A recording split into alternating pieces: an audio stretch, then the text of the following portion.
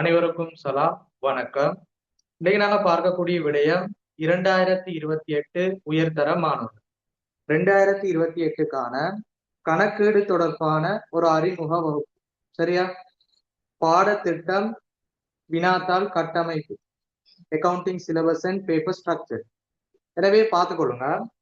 இப்ப நீங்க புதுசா உயர்தரத்துல கொமர்ஸ் ஸ்ட்ரீமை தெரிவு செய்திருந்தா, வர்த்தக பிரிவு தெரிவு செய்து அதுல கணக்கீட்டு பாடத்தை தெரிந்த சகல மாணவர்களுக்கும் ஒரு முக்கியமான அடிப்படையான கிளாஸ். எனவே இதில் நாங்க பார்க்கக்கூடிய விடயம், நீங்க கணக்கீடு இந்த உயர்தரத்துல அக்கவுண்டிங் படிக்க போறீங்க. இதுல எல்லாருடைய கோல் நீங்க ஏ எடுக்கணும். சரியா? சகல மாணவர்களும் இறுதியில நீங்க 2 வருடங்கள் படித்த பிறகு இறுதியில ஃபைனல் எக்ஸாமுக்கு ஃபேஸ் பண்ணுவீங்க. அதுக்கு பிறகு நாங்க ரிசல்ட் ஏ எடுக்கணும். அப்படி ஏ எடுக்கிறதா இருந்தா நாங்க முதலாவது செய்ய வேண்டிய விடயம் என்ன, அது தொடர்பாக தான் நாங்க பார்க்க போறோம். அப்ப நீங்க நார்மலா தரம் 12 தரம் 13ல இந்த பாடங்கள் அப்படி நாங்க முதலாவது பாடத்துக்கு போயிட்டு படிக்கிறோம், அடுத்த பாடத்துக்கு போறோம். அப்படி நாங்க டிரெக்டா பாடத்துக்கு போயிட்டு படிக்கிறத விட உங்களுக்கு முதலாவது இந்த கணக்கீடு தொடர்பான ஒரு அடிப்படை நூலை, ஒரு அடிப்படை விளக்கம் தேவை. முதலாவது ஸ்ட்ரக்சர் என்ன, உங்களோட பாடத்திட்ட அமைப்பு எப்படி காணப்படுது, அதுல தரம் 12ல என்னென்ன பாடங்கள் காணப்படுது, தரம் 13ல என்னென்ன விடயங்கள் காணப்படுது, அதுல நோட்ஸ் விடயங்கள் வருதா அல்லது கணக்கீட்டு விடயங்கள் வருதா, அதுல நாங்க எந்த விடயங்களை முக்கியத்துவம் கொடுத்து படிக்கணும்.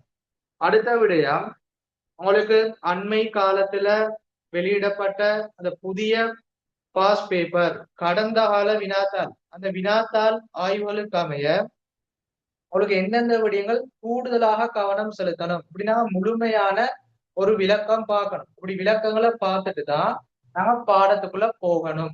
எனவே சகல மாணவர்களும் இந்த கிளாஸை படிச்சு கொள்ளுங்க. உங்களுக்கு இந்த கிளாஸ் பார்க்கக்கூடிய சந்தர்ப்பம் கிடைச்சா சகல 2028 மாணவர்களுக்கும் உங்களோட நண்பர்களுக்கும் ஷேர் பண்ணி கொள்ளும். சரியா? எனவே உங்களுக்கு டியூட் போட படிக்கும், டியூட் உங்களுக்கு கீழே தரப்படும். எனவே டியூட் எல்லாரும் பிரிண்ட் எடுத்துக்கொள்ளுங்க. அதன் அடிப்படையில இந்த கிளாஸை முழுமையா பார்த்து உங்களுக்கு கணக்கீடு தொடர்பான முழுமையான சந்தேகங்கள், முழுமையான விளக்கங்களை பெற்றுக்கொள்ளுங்க. ஓகே, இப்ப நாங்க முதலாவது பார்ப்போம் பாடத்திட்டம். உங்களுக்கு உயர்தரத்துல கணக்கீடு பாடங்கள் காணப்படும், அது மட்டும்தான் தெரியும். இந்த கணக்கீட்டு பாடத்துல என்னென்ன விடயங்கள் காணப்படுது, அதுல நாங்க என்னென்ன விடயங்களை படிக்க போறோம். அப்ப முதலாவது பார்க்க போறது சிலபஸ், அக்கவுண்டிங் சிலபஸ் பார்க்க போறோம், பாடத்திட்டம். எனவே பாருங்க, உங்களுக்கு டியூப்ல போடப்பட்டி, தெளிவான முறையில டியூப்ல போடப்பட்டி அதை நீங்க எழுதிக்கொள்ளணும். அதாவது கணக்கீடு. இந்த கணக்கீடுன்னு சொல்றது உங்களுக்கு மொத்தமாக 16 தேர்ச்சிகளை உள்ளடக்கி வரும். சரியா? மொத்தமாக 16 யூனிட், 16 தேர்ச்சிகளை உள்ளடக்கி வரும். இந்த கணக்கீடு நீங்க எத்தனை வருடம் படிக்க போறீங்க?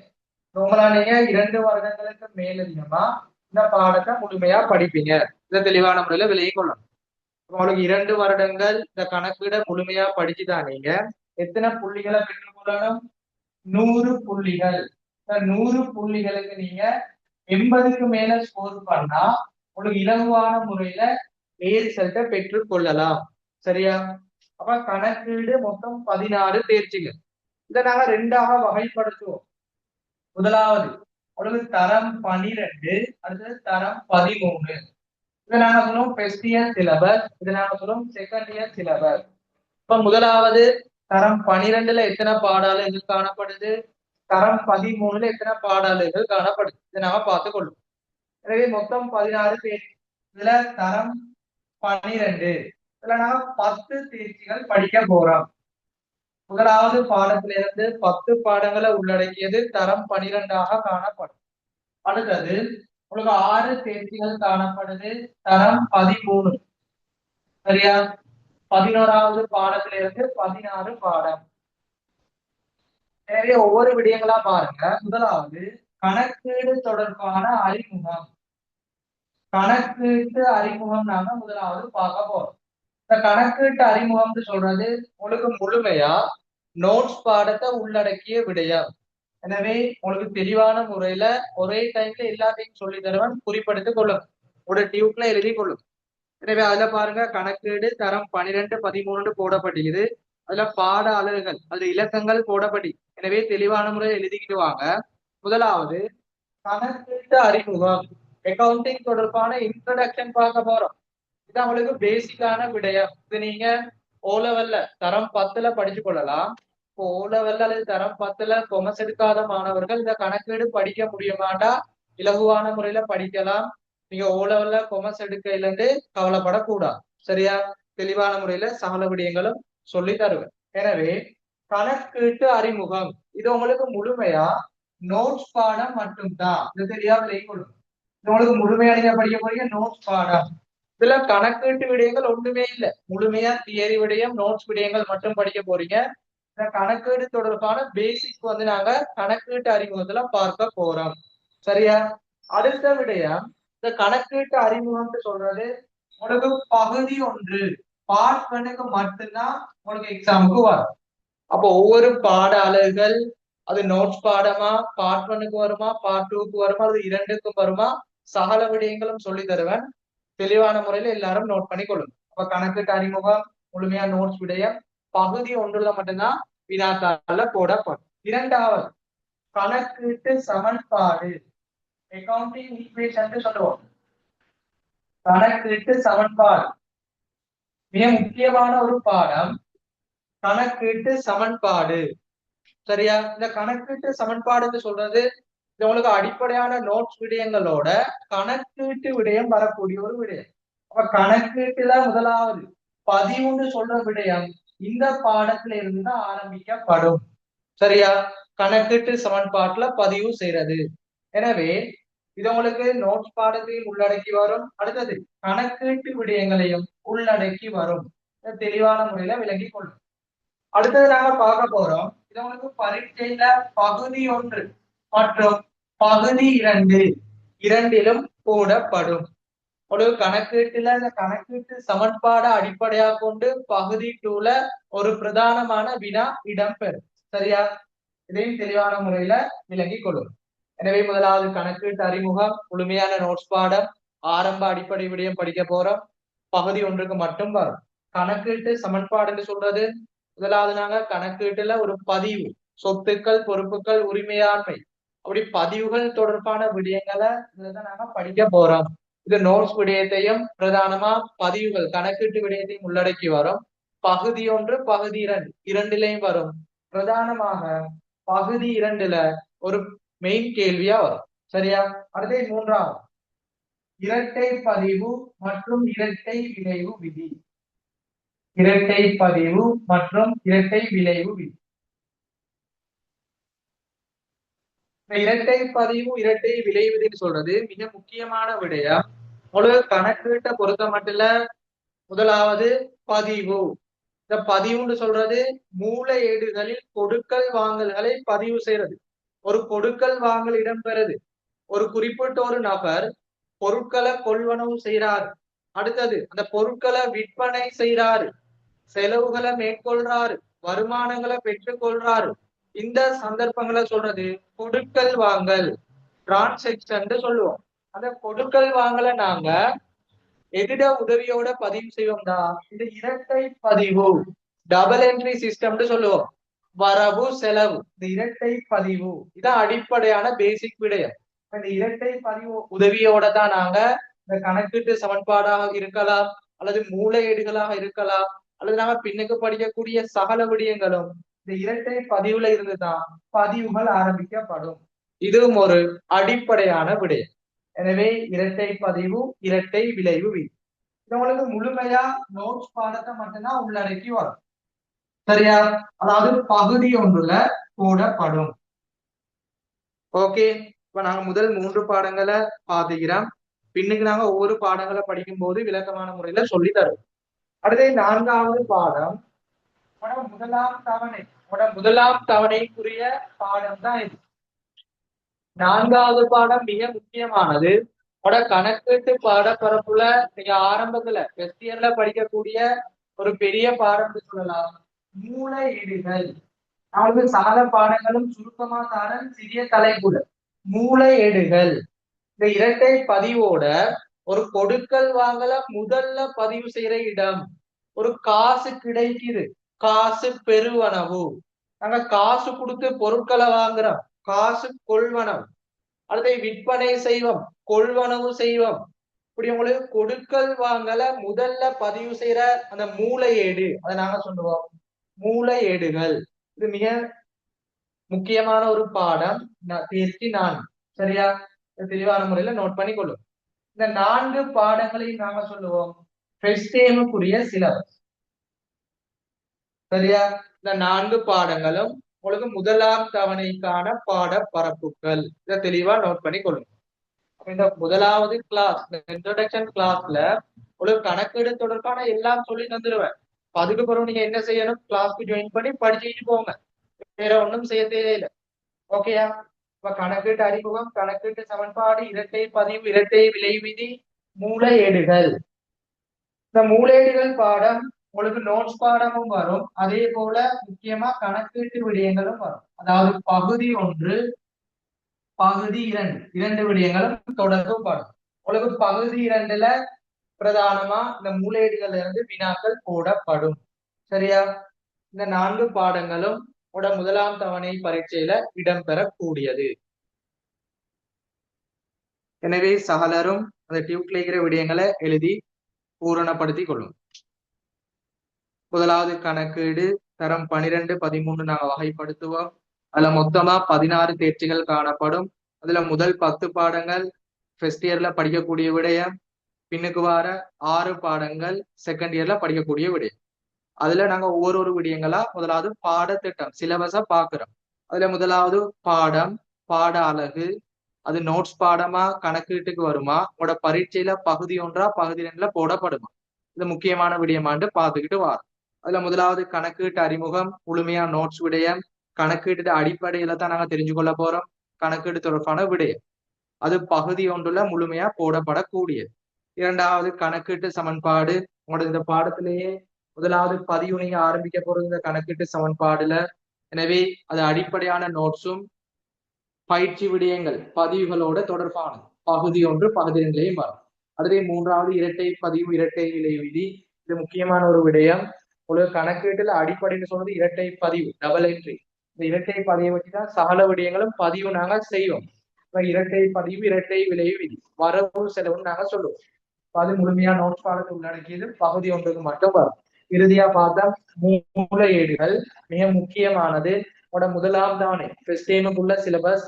எனவே மூளையேடுகள் பதிவுகளை மேற்கொள்கிற மிக முக்கியமான ஒரு விடயம், மிக முக்கியமான ஒரு தேர்ச்சி. உங்களோட ஃபர்ஸ்ட் இயர் பாடத்துல பாரிய அளவு பாடப்பரப்ப கொண்ட ஒரு விடயம். எனவே இந்த நோட்ஸும் கணக்கும் வரும். பகுதி 1, பகுதி 2. பார்ட் 2ல ஒரு பிரதானமா பல கேள்விகள் கேட்கப்படும். சரியா? உங்களுக்கு பரீட்சை உங்களோட 2 வருட பாடத்துல உங்களுக்கு 6 தேர்வு இடம்பெறும். சரியா? முதலாம் தவணையிலிருந்து 6ஆம் தவணை வரை இடம்பெறும். அப்போ ஒவ்வொரு டீமுக்கும் என்னென்ன பாடங்கள் வரும் முழுமை எல்லாம் சொல்லி தரும். நோட் பண்ணிக்கொள்ளுங்க. அவசரம் இல்ல, நாங்க பொறுமையா பார்த்து கொள்வோம். இந்த பாடத்தை படிக்கக்கூடிய சகல 2028 மாணவர்கள், இப்ப நீங்க இலங்கையில எந்த இடத்துல இருந்தாலும் பிரச்சனை இல்லை, எல்லாரும் தெளிவான முறையில படிச்சு கொள்ளணும். இப்ப இன்டர் கிளாஸ்ல ஜாயின் பண்ணக்கூடிய மாணவர்கள் மட்டும் பயனை பெறதுக்கு இது போட இல்லை. எல்லாரும் வசதிகள் காணப்படக்கூடிய மாணவர்கள் அல்லது கஷ்டப்பட்ட இடத்துல இருக்கக்கூடிய மாணவர்கள் எல்லாரும் இந்த பயனை பெற்றுக் கொள்ளணும். முழு கணக்கீடு தொடர்பான ஒரு முழுமையான பூரண அறிவு கிடைக்கணும். அதற்காக நாங்க இந்த கிளாஸ் போடப்படுது. அடுத்து நாம பார்ப்போம் செகண்ட் இயர் சிலபஸ், அதாவது செகண்ட் டேம் சிலபஸ். சரியா? செகண்ட் இயர்ல செகண்ட் டேம் 5வது பாடத்திலிருந்து ஆரம்பிக்கப்படுது. சரியா? தேர்ச்சி 5 கணக்கீட்டு என்ன கருக்கள், அக்கவுண்டிங் கான்செப்ட் சொல்லும். கணக்கீட்டு என்ன கருக்கள் மிக முக்கியமான ஒரு பாடாளர். பகுதி 1 வினாத்தால கட்டாயமாக போடக்கூடிய ஒரு விடயம், கட்டாயமாக வரக்கூடிய ஒரு விடயம். கணக்கீட்டு என்ன கருக்கள் உங்களுக்கு முழுமையா நோட்ஸ் பாடத்தை உள்ளடக்கி வரும். சரியா? பகுதி 1ல மட்டும் இடம்பெறக்கூடியது. இதை சரியா விலை கொள்ளும். பார்ட் 1ல மட்டும் இடம்பெறக்கூடியது. கணக்கிட்டு என்ன கருக்கள் முழுமையான நோட்ஸ் விடயம் பகுதி 1ல மட்டும் வரும். மிக இலகுவான விடயம். அடுத்தை பாருங்க, தேர்ச்சியால் தனியுடைமை நிதி கூற்றுக்கள்.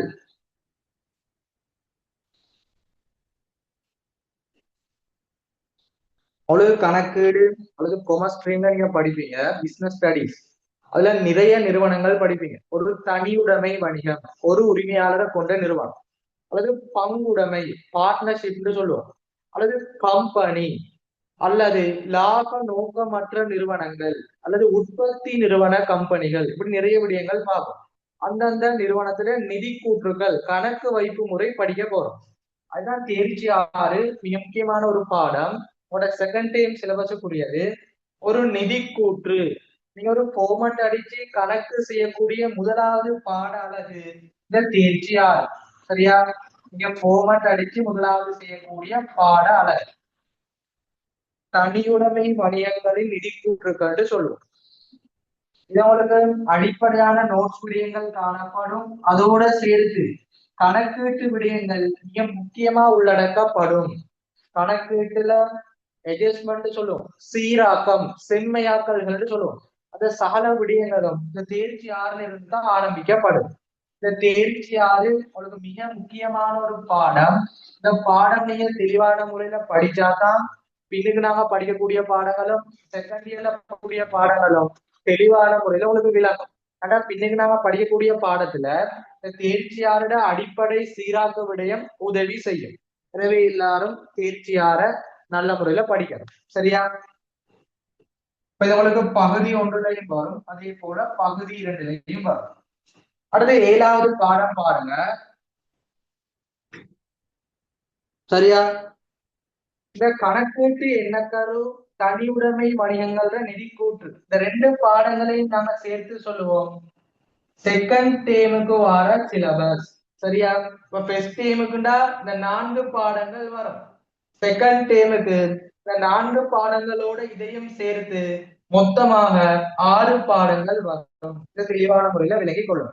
இப்ப கணக்கீட்டு அறிமுகம், கணக்கீட்டு சமன்பாடு, இரட்டை பதிவு, இரட்டை விதி, மூலையீடுகள், இதெல்லாம் சேர்த்து ஃபர்ஸ்ட் டேமோட எக்ஸாமுக்கு போடுவாங்க. அதே கணக்கீட்டு எண்ணக்கருவும் தனியுடைமை வணிகங்கள் நிதி கூற்றும் செகண்ட் டைம் சிலபஸ்க்குள்ள வாரது. மொத்தமா 6 பாடங்களும் உள்ளடக்கி உங்களோட 2ஆம் தவணை பரீட்சையில வினாக்கள் வரும். அடுத்து நாங்க பார்க்க போறோம் 7வது பாடத்துல இருந்து ஸ்டேட் டைம் சிலபஸ். சரியா? 7வது பாடத்துல இருந்து நான் 10 பாடங்கள் வரைக்கும் பார்க்க போறோம். உங்களோட ஃபர்ஸ்ட் இயர் சிலபஸ் ஸ்டேட் டைமுக்குள்ள வரக்கூடியது. 7வது பாடம் உற்பத்தி வணிகம் ஒன்றின் நிதி கூற்றுக்கள். இதை நாங்க ஷோர்ட்டா சொல்லுவோம் உற்பத்தி கிரைய கூற்று. சரியா? உற்பத்தி கிரைய கூற்று. பொருட்களை நாங்க கொள்வனவு செய்து விற்பனை செய்யலாம், அல்லது பொருட்களை நாங்க உற்பத்தி செய்து விற்பனை செய்யலாம். அப்ப பொருட்களை கொள்வனவு செய்து விற்பனை செய்தல் அது தொடர்பான பாடம் தேர்ச்சி 6ல படிப்போம். பொருட்களை உற்பத்தி செய்து உற்பத்தி கிரயங்களை கண்டுபிடிச்சு லாபங்களை கூட்டி நாங்க கணக்கு வைக்கிற முறை இந்த உற்பத்தி கிரைய கூற்று தேர்ச்சி 7 சொல்லுவோம். உற்பத்தி கிரைய கூற்று. இதுக்கு பிறகு நீங்க படிக்கக்கூடிய பொதுவான பாடங்கள் ஒரு டி ஃபார்மட் ஸ்ட்ரக்சர் முறையில வரும். சரியா? எனவே உற்பத்தி கிரைய கூற்று அடிப்படை நோட்ஸோட ஒரு கணக்கீட்டு விடயங்களும் தொடர்புப்படும். இது பகுதி 1 மற்றும் பகுதி 2 இரண்டிலையும் தொடர்புப்படக்கூடியது. இதன் மூலம் பிரதானமா பாட்டூல வரக்கூடிய விடயம் இந்த தனியுடைமை வணிகத்துல வர சீராக்கமும் பாட்டூல வரும். அடுத்து பாருங்க தேர்ச்சி 8. இதுவரைக்கும் நாங்க பார்த்தது ஒரு இலாபத்தை உழைக்கிற நோக்கத்துல இயங்குற வணிகம். எல்லாருக்கும் தெரியும், அதாவது வணிகம் ஒரு நிறுவனம் அல்லது பிசினஸ்ன்னு சொல்றது லாபத்தை எதிர்பார்த்துதான் ஆரம்பிக்கப்படுது. இப்ப நீங்க லாபம் உழைக்கிற நோக்கத்துலதான் எல்லாம் செய்றீங்க. இப்ப நீங்க என்னதுக்கு சிறந்த முறையில கல்வி கற்கிறீங்க, என்னதுக்கு படிக்கிறீங்க, உங்களுக்கு ஒரு நோக்கம் காணப்படுது. ஒரு A லெவல்ல சிறந்த பெரு பெற்றுக்கொள்ளணும். அதுக்கப்புறம் நீங்க ஹையர் ஸ்டடிஸ் உயர்தரத்துல ஒரு பல்கலைக்கழகமோ அல்லது காலேஜ் எதுக்கு நீங்க போகணும். அது இல்லாம நாங்க செய்யறது என்னத்துக்கு? ஒரு சிறந்த ஒரு வேலை வாய்ப்பை பெற்றுக்கொள்றதுக்கு அல்லது ஒரு தொழில் வாய்ப்பை பெற்றுக்கொள்றதுக்கு. அதுக்கு பிறகு எங்களுடைய இறுதி நோக்கம் என்ன? சிறந்த முறையில நாங்க வருமானத்தை உழைக்கிறது, எங்களோட வாழ்க்கையை சிறந்த முறையில கொண்டு போறது. அதே மாதிரிதான் சகல வணிகங்களோட நோக்கம் லாபத்தை உச்சப்படுத்துறது, லாபத்தை உழைக்கிறது. எனவே லாபம் நோக்குடன் இயங்குற வணிகங்கள் தான் இந்த தனியுடைமை வணிகமாக காணப்படலாம், இந்த உற்பத்தி வணிகங்களாக காணப்படலாம். சில வணிகங்கள் காணப்படுது இலாப நோக்கம் இல்ல, லாப நோக்கமற்ற நிறுவனங்கள். சரியா?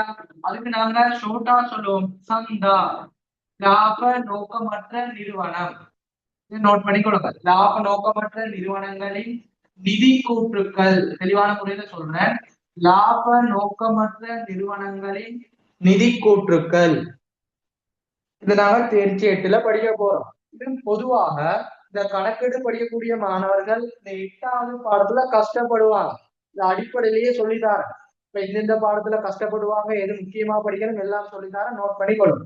லாப நோக்கமற்ற நிறுவன நிதி கூற்றுக்கள் சந்தா. இது உங்களுக்கு நோட்ஸ் விடயங்களும் வரும், கணக்கீட்டு விடயங்களும் வரும். நம்மளோட பகுதி 1 மற்றும் பகுதி 2 இரண்டையும் போடப்படும்.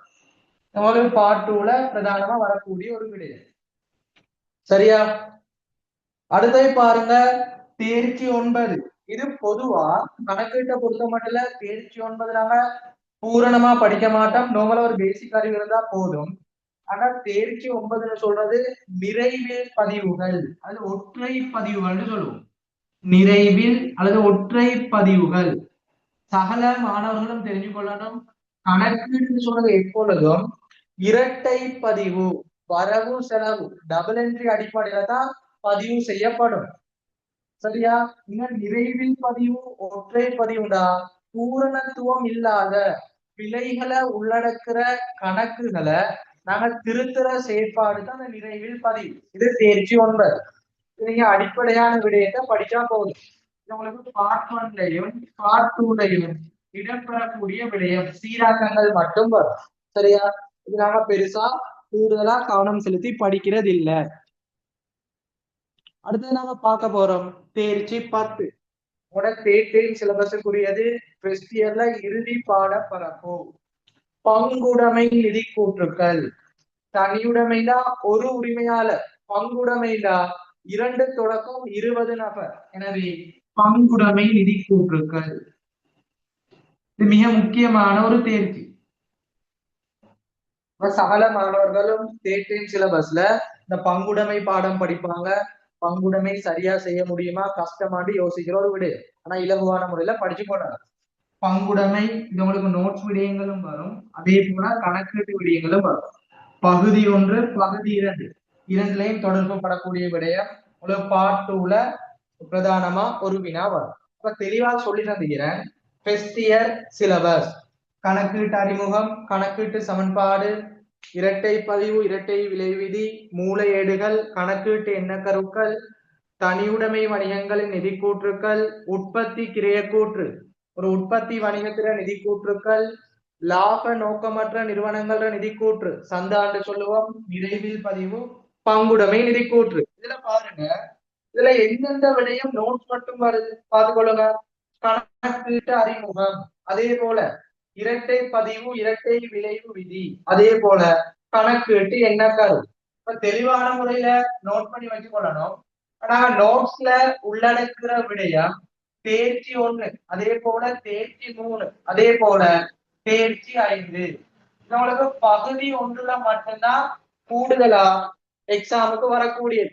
இதுல வரக்கூடிய நோட்ஸ் விடயங்களை கட்டாயம் நாங்க பாடமாக்கி வைக்கணும், படிச்சு கொள்ளணும். அடுத்தது பாருங்க, இதுல பகுதி 2ல பிரதானமா வரக்கூடிய விடயம், பார்ட் 2ல பிரதானமா வரக்கூடியது தேர்ச்சி 2. அதே போல பாருங்க தேர்ச்சி 4, தேர்ச்சி 6ல வரக்கூடிய சீராக்கங்கள், அதே தேர்ச்சி 7, தேர்ச்சி 8, அதே தேர்ச்சி 9, தேர்ச்சி 10. இதெல்லாம் உங்களுக்கு பகுதி 2ல போடப்படக்கூடியது. அப்ப உங்களுக்கு இப்பவே ஒரு ஐடியா வரும், நாங்க பார்ட் 2ல கூடுதலா ஸ்கோர் பண்றேன்னா எந்தெந்த பாடங்களை படிக்கணும் நோட் பண்ணி தந்துக்கிறேன். பார்ட் 1ல நோட்ஸ்ல இருந்து எதுல இருந்து கூடுதலான கேள்வி வரும்னா நோட் பண்ணி தந்துக்கிறேன். உங்க நோட்ஸ்ன்னு சொல்றது இது தனியா நோட்ஸ் மட்டும்தான் இது, தெளிவா விளங்கிக் கொள்ளணும். இது நோட்ஸ் ஒன்லி, நோட்ஸ் மட்டும் வரக்கூடியது. ஆனால் உங்களுக்கு முழுமையா இந்த பாடத்துல எல்லாம் உங்களுக்கு நோட்ஸுக்கு தேவையான விடயம். மத்த பாடங்கள் இதுல உங்களுக்கு அடிப்படையான குறிப்புகள், தலைப்பு, விடயம், அதுல வரக்கூடிய முக்கியமான பாயிண்ட்ஸ் கட்டாயம் படிச்சு கொள்ளணும். சரியா? ஓகே. அடுத்ததுக்கு நாங்க வருவோம் செகண்ட் இயர் சிலபஸ் தேர்ச்சி 13க்கு வரும். அப்ப இந்த 7வது பாடத்துல 7வது பாடத்துல இருந்து 10வது பாடம் வரைக்கும் உங்களுக்கு ஸ்டேட் டேம் சிலபஸ்ன்னு சொல்லுவோம். இப்ப முதல் 10 பாடங்களை உள்ளடக்கியது ஸ்டேட் டேமுக்கு வரக்கூடியது. முதல் 4 பாடங்களை உள்ளடக்கியது ஃபர்ஸ்ட் டேமுக்கு வரக்கூடியது. முதல் 6 பாடங்களை உள்ளடக்கியது செகண்ட் டேமுக்கு வரக்கூடியது. தெளிவான முறையில நோட் பண்ணி கொள்ளும். இது உங்களுக்கு ஃபர்ஸ்ட் இயர் சிலபஸ், அதோட தொடர்பான விடயம். எல்லாரும் எழுதி கொள்ளும்.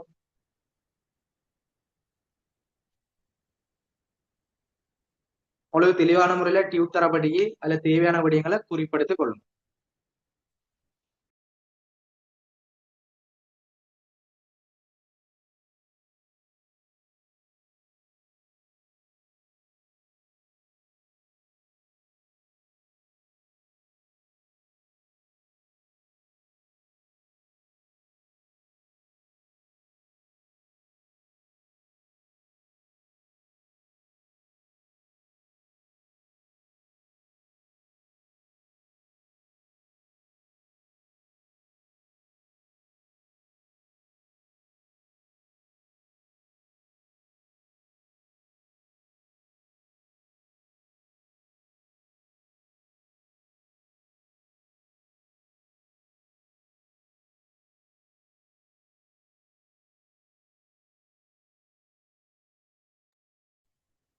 ஓகே, நாங்க அடுத்த விடயத்துக்கு போவோம். செகண்ட் இயர் சிலபஸ் தரம் 13க்கு வாங்க. இதுல உங்களுக்கு மொத்தமாக 6 தேர்ச்சிகள் படிக்க போறீங்க. எனவே 11வது தேர்ச்சி. இந்த 11வது தேர்ச்சி மிக முக்கியமான விடயம் தற்பொழுதே சொல்றேன். உங்களுக்கு இந்த 11வது பாடம் தெளிவான முறையில விளங்கினாதான் உங்களுக்கு தேர்ச்சி 12 செய்யக்கூடிய மாதிரி இருக்கும். தெளிவா சொல்லிக்கொள்றேன். இந்த தேர்ச்சி 6ல வரக்கூடிய விடயம் இந்த தேர்ச்சி 11, இந்த தேர்ச்சி 6, தேர்ச்சி 11 இதெல்லாம் நீங்க தெளிவான முறையில விளங்கி கொண்டாதான் உங்களுக்கு தேர்ச்சி 12 செய்ய முடியும். இப்ப நீங்க எல்லாத்தையும் லிங்க் பண்ணி வச்சுக்கொள்ளணும். எனவே தேர்ச்சி 11 உங்களுக்கு முழுமையா நோட்ஸ் பாடங்களும் அதே போல கணக்கீட்டு பதிவுகளும் தொடர்பான விடயம். சரியா? தேர்ச்சி 11 தலைப்பை எழுதி கொள்ளுவோம். பார்த்துக்கொள்ளுங்க. நாங்க 3 அடிப்படையில பிரிச்சு சொல்றேன். முதலாவது கணக்கீட்டு எண்ணக்கரு சட்டகம். கணக்கீட்டு எண்ணக்கரு சட்டகம். அடுத்தது கணக்கீட்டு நியமங்கள்.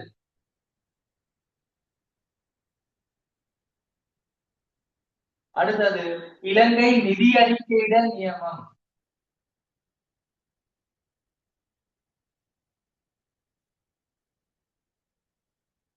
சரியா?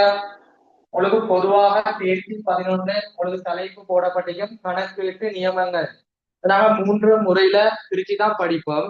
கணக்கீட்டு எண்ணக்கரு சட்டகம், கணக்கீட்டு நியமங்கள், இலங்கை நிதி அறிக்கையிடல் நியமம். கணக்கீட்டு நியமங்களை நாங்க சுட்டா சொல்லுவோம், LKAS சொல்லுவோம். இலங்கை நிதி அறிக்கைகள் நியமங்கள் சொல்லுவோம், SLFRS சொல்லுவோம். மிக படிக்கும். ஓகே, இப்ப தேர்ச்சி 11ல 3 விடயங்களும் மிக முக்கியமா படித்துக் கொள்ளணும். கணக்கீட்டு எண்ணக்கரு சட்டகம், கணக்கீட்டு நியமங்கள், இலங்கை நிதி அறிக்கையிடல் நியமம் மிக முக்கியமான. உங்களுக்கு நோட்ஸ் விடயத்தையும் அதே போல கணக்கீட்டு விடயத்தையும் உள்ளடக்கும். உங்களுக்கு பகுதி 1ல பிரதானமா வரக்கூடியது பகுதி 2ல ஒரு கம்பெனியோட தொடர்பு படுத்தி வரும். தெளிவான முறையில விளங்கிக் கொள்ளலாம். பகுதி 1 பொதுவா வரக்கூடியது, பகுதி 2ல கம்பெனி, அதாவது தேர்ச்சி 12ல படிக்கக்கூடிய கம்பெனியோட தொடர்பு படுத்தி பகுதி 2ல வரும். அடுத்தே பார்த்துக் கொள்ளுங்க. இந்த தேர்ச்சி 11 கூடுதலா நிறைய மாணவர்கள் மிஸ் பண்ற ஒரு பாடம். எல்லாரும் இறுதி கட்டத்துல எக்ஸாம் வார டைம்ல எக்ஸாம் எழுதக்கூடிய சந்தர்ப்பத்துல இந்த தேர்ச்சி 11 நோட்ஸ் காணப்படுதா, இந்த நோட்ஸ் கேட்பாங்க. அப்பதான் எல்லாரும் படிக்க ஆரம்பிப்பாங்க. எனவே 2028 மாணவர்கள் நீங்க சிறந்த முறையில கணக்கீட்டுல புள்ளிகளை பெற்றுக்கொள்ளணுமா இருந்தா அடிப்படையில இருந்தே படிச்சுக்கிட்டு போங்க. எந்தெந்த விடயங்களை மிஸ்டேக் கொடுவீங்களோ அது எல்லாத்தையும் சீராக்கி படிச்சுட்டு போவோம். எனவே தேர்ச்சி 11 மிக முக்கியமானது, நல்ல முறையில படிச்சுக்கொள்ளும். அதே தேர்ச்சி 12 கம்பெனி நிதி கூற்றுக்கள். சரியா? கம்பெனி நிதி கூற்றுக்கள் மிக முக்கியமான ஒரு பாடம். உங்களோட கணக்கீடு உயர்தரத்துல கணக்கீட பொறுத்த மட்டும் இல்ல, இந்த கம்பெனி சொல்றது மிக முக்கியமான ஒரு பாடப்பரப்பாக காணப்படுது. சரியா? உங்களோட பகுதி 2ல 40 புள்ளிகளுக்கு இந்த பாடத்துல இருந்து வினாக்கள் இடம்பெறும். எனவே கம்பெனி நிதி கூற்று, ஒரு கம்பெனில எப்படி நாங்க கணக்குகளை தயாரிக்கிறது அது தொடர்பா நாங்க படிக்க போறோம். எனவே பகுதி 1லையும் பகுதி 2லையும் வரும். கட்டாயமா பகுதி 2ல ஒரு பிரதான வினா வரும். இது நோட்ஸும் வரும், அதே போல கணக்கீட்டு விடயங்களும் தொடர்பு படும். ஓகேயா? தெளிவான முறையில பாருங்க. ஒரு கணக்கீட்டுல பிரதானமா 2 விடயம் படிப்பீங்க. முதலாவது நிதி கணக்கீடு, இரண்டாவது முகாமை கணக்கீடு, பைனான்சியல் அக்கவுண்டிங், அதே போல மேனேஜ்மெண்ட் அக்கவுண்டிங். நிதி கணக்கீடு தொடர்பாகவும் முகாமை கணக்கீடு தொடர்பா, கிரைய கணக்கீடு தொடர்பா படிப்பீங்க. எனவே தேர்ச்சி 1ல இருந்து தேர்ச்சி 12 வரைக்கும் நீங்க படிக்கக்கூடிய விடயம், தேர்ச்சி 1ல இருந்து தேர்ச்சி 12 வரைக்கும் நீங்க படிக்கக்கூடிய விடயம் நிதி கணக்கீடு தொடர்பாக. தேர்ச்சி 13ல இருந்து தேர்ச்சி 16 வரைக்கும் நீங்க படிக்கக்கூடிய விடயம் முகாமை கணக்கீடு தொடர்பா. அதுல நிறைய டிஃப்ரெண்ட். முதல் 12 பாடங்கள் நீங்க பைனான்சியல் அக்கவுண்டிங் நிதி கணக்கீடு தொடர்பா படிப்பீங்க. அதுல கூடுதலான கணிப்பீடுகள், முறைகள், ஃபார்மட் அடிப்பம், ஸ்ட்ரக்சர், சமன்பாடுகள் நிறைய செய்யக்கூடிய மாதிரி வரும். ஆனா தேர்ச்சி 13ல இருந்து படிக்கக்கூடிய விடயம் கிரயம், கிரய கணக்கீடு தொடர்பா, முகாமை கணக்கீடு தொடர்பா வரக்கூடியது, இலகுவான முறையில செய்யக்கூடிய மாதிரி வரும். எனவே தேர்ச்சி 13க்கு வாங்க. கணக்கீட்டு விகிதங்கள், கணக்கீட்டு விகிதம் மிக இலகுவான ஒரு பாடம். இது உங்களுக்கு ஈக்குவேஷன், சமன்பாட அடிப்படையா கொண்ட பாடம். ஈக்குவேஷன் சமன்பாடு தான் பொதுவாக வரும். இந்த நோட்ஸ் விடயங்களும் கட்டாயம் படிச்சு போடணும். அதே போல கணக்கீட்டு விடயமும் வரும். பகுதி 1 அதே போல பகுதி 2லையும் வரக்கூடியது. பகுதி 2ல கட்டாயமா ஒரு வினா வரும். சரியா? கணக்கீட்டு விகிதம். இதுல நீங்க படித்த சகல விடயங்களும் விகிதாசார அடிப்படையில எப்படி நாங்க வெளிப்படுத்துறது, எங்களோட நிறுவனத்துல அக்கறை கொண்ட தரப்பினருக்கு எப்படி நாங்க இலகுவான முறையில ஒரே பார்வையில தீர்மானங்களை மேற்கொள்ள தகவல்களை முன்வைக்கிறது, விகித அடிப்படை. இதை நாங்க சொல்லுவோம் கணக்கீட்டு விகிதம். சரியா? அதே தேர்ச்சி 14 முகாமை கணக்கீடு என்று சொல்றோம். முகாமை கணக்கீடு ஒரு கம்பெனி போல இந்த முகாமை கணக்கீடும் மிக முக்கியமான ஒரு பாடம். சரியா? செகண்ட் இயர்ல கம்பெனி படிப்போம், அதுக்கப்புறம் நாங்க முகாமை கணக்கீடு படிப்போம். இந்த முகாமை கணக்கீடு மிக முக்கியமானது. இதுல 3 பிரிவுகளை உள்ளடக்கி படிப்போம். சொல்றேன், பொருட்கிரயம், கூலிக்கிரயம், மேந்தலை கிரயம். அப்ப இந்த முகாமை கணக்கீட்டுல நிறைய கணக்கு விடயங்கள் வரும், நிறைய புள்ளிகளுக்கு வரும். பொதுவா இந்த முகாமை கணக்கீட்டுலயும் 40 புள்ளிகளுக்கு வினாக்கள் போடப்படும். இப்ப கம்பெனி எப்படி நீங்க முக்கியத்துவம் கொடுத்து படிக்கணுமோ அதே போல முகாமை கணக்கீடு முக்கியத்துவம் கொடுத்து படிக்கணும். எனவே எல்லாரும் நோட் பண்ணி வச்சுக்கணும். முகாமை கணக்கீடு நோட்ஸ் விடயம் வரும், கணக்கீட்டு விடயமும் வரும். பகுதி 1 அதே போல பகுதி 2லையும் தொடர்பு படக்கூடியது. பகுதி 2ல கட்டாயமா வினாக்கள் வரும், ஒன்றுக்கும் மேற்பட்ட வினாக்கள் வரும். அதே தேர்ச்சி 15 எல்லை கிரையவியல். தேர்ச்சி 15 எல்லை கிரையவியல். எல்லை கிரையவியல் சொல்றது உங்களுக்கு ஈக்குவேஷன், சமன்பாடுகள், அதே போல கிராஃப் சொல்லுவோம், வரைபடம், இது எல்லாத்தையும் தொடர்பு படுத்தி வரும். நோட்ஸ் பாடத்தையும் கணக்கீட்டு விடயங்களையும் உள்ளடக்கியது பகுதி 1 அதே போல பகுதி 2 தொடர்பு படும். உங்களுக்கு கணக்கீட்டுல பிரதானமா பார்ட் 2ல ஒரு வினா வரும். ஓகேயா? எல்லை கிரையவியல் இது உங்களுக்கு கிரயம் தொடர்பான விடயம், கிரைய கணக்கீடோட கூடுதலா தொடர்பு படக்கூடியது. இறுதியான பாடம் முதலீட்டு தீர்மானம்.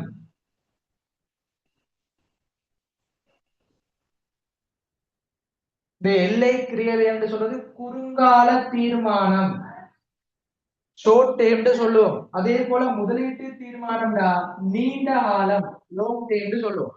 முதலீட்டு தீர்மானம் உங்களுக்கு சமன்பாடுகள் வரும், அதே போல சார்ட் நாங்க அடிச்சு கொள்ளணும், கணக்கு விடயங்கள் வரக்கூடியது. நோட்ஸ் விடயங்களும் கணக்கு விடயங்களும் தொடர்பு படக்கூடியது. Part one and part two ரெண்டுலயும் வரக்கூடிய ஒரு கணக்கீட்டுல பகுதி டூல பிரதானமா ஒரு விடயம் வரும், ஒரு வினா வரும். சரியா? இப்ப முதல் 16 பாடம் முழுமையான தேர்ச்சி.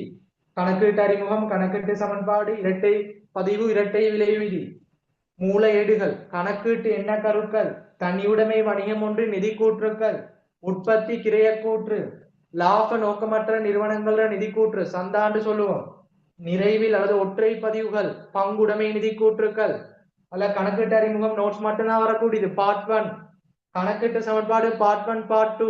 அதே போல இரட்டை பதிவு, இரட்டை விலை விதி நோட்ஸ் மட்டும்தான் வரும் பார்ட் ஒன்.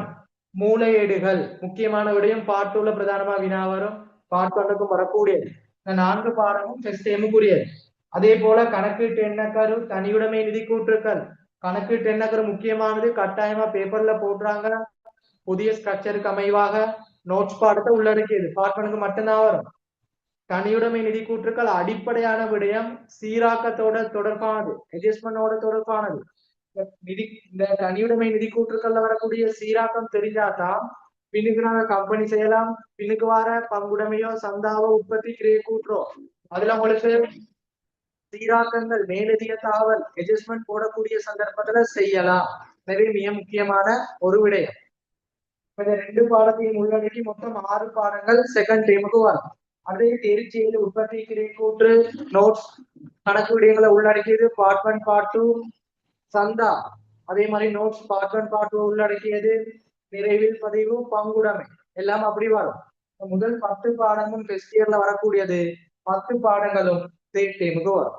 அதே பாருங்க செகண்ட் இயர் சிலபஸ் 6 பாடங்களை உள்ளடக்கியது. தேர்ச்சி 11 மிக முக்கியமான விடயம், முழுமையா நோட்ஸ் வரும். பகுதி டூல சீராக்க விடயம் வரும், அதாவது கம்பெனியோட தொடர்பான. தேர்ச்சி 6, தேர்ச்சி 11 இது ரெண்டையும் நீங்க தொடர்பு படுத்தி படிச்சாதான் தேர்ச்சி 12 செய்யக்கூடிய மாதிரி வரும். கணக்கீட்டு எண்ணக்கரு சட்டகம், கணக்கீட்டு நியமங்கள், இலங்கை நிதி அறிக்கையிடல் நியமம். சரியா? இது கூடுதலா பகுதி 1ல நோட்ஸ் வினாக்கள் வரும். எனவே எல்லாரும் நல்ல முறையில படிக்கக்கூடிய விடயம், ப்ரிப்பேர் ஆகக்கூடிய விடயம். அடுத்து கம்பெனி கணக்கீட்டுல 40 புள்ளிகளுக்கு வரக்கூடியது முக்கியமான பாடம், கம்பெனி நிதி கூற்றுக்கள். இந்த கம்பெனில நாங்க படிக்கக்கூடிய விடயம் மட்டும் வச்சு கம்பெனில வினாக்கள் வராது. தேர்ச்சி 6ல வரக்கூடிய சீராக்கம், தேர்ச்சி 11ல வரக்கூடிய சீராக்கம் எல்லாத்தையும் உள்ளடக்கிதான் கம்பெனில வரும். இது பகுதி 1 பகுதி 2ல வரக்கூடிய. அதே போல கணக்கீட்டு விகிதம், முகாமை கணக்கீடு, எல்லை கிரைவியல், முதலீட்டு தீர்மானம் இதெல்லாம் முகாமை கணக்கீட்டோட வரக்கூடிய விடயங்கள்.